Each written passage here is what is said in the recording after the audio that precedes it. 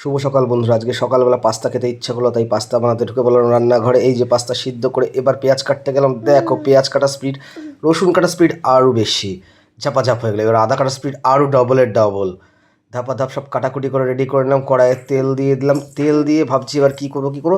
আগে রসুনটা দিয়ে দিই, তারপরে দেবো হচ্ছে আদা রসুনটা দেখো লাল করে ভেজে নিচ্ছি। ভেজে নিয়েই তারপরে পেঁয়াজ দিয়ে দেবো। আদা রসুন পেঁয়াজ একসাথে ভেজে একটু লাল লাল করে ওটাকে নামিয়ে নিতে হবে, কারণ পাস্তা টেস্টি খেতে গেলে একদম দারুণ করে টেস্টি করে পাস্তা করতে হয়। কারণ দোকানের মতো পাস্তা বাড়িতেও হয়, একটু দেখে নিলেই তোমরা বাড়িতেও বানাতে হবে। এবার ডিমটা ভেজে নিলাম, ডিমটা ভাজা হয়ে গেলে একটু গুঁড়ো গুঁড়ো গুঁড়ো করে নিতে, কারণ চাউমিনে যেরকম দেয় সেরকম করে নেয়, দোকানের মতোই হবে সেম। এবার মশলার বলতে একটু লঙ্কার গুঁড়ো আর সামান্য পরিমাণ হলুদের গুঁড়ো আর পরিমাণ মতো স্বাদ মতো নুন, যে যত রাখাও।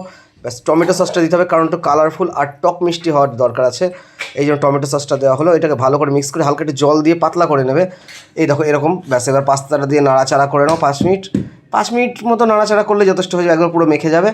তারপরে যখন মেখে যাবে একদম, দেখো মাখা এখনও শুনে এবার মেখে গেছে। এইবার ওপর দিয়ে ডিমটা দিয়ে দাও, ডিম দেওয়ার পর আবার মিনিট খানিক নাড়াচাড়া করে দাও। একটু ধোঁয়া উঠবে যেই, ওপর দিয়ে অরিগানো হালকা একটু করে 1 প্যাকেট ম্যাগি মশলা দিয়ে বাস এবার তোমাদের পাস্তা রেডি। এইবার পেটে চালান করার জন্য প্লেটে ঢেলে ফেলো। দেখো চমকদার পাস্তা, যেরকম পাস্তা দোকানে খাও সেরকম বাড়িতে বানিয়ে দেখেছি।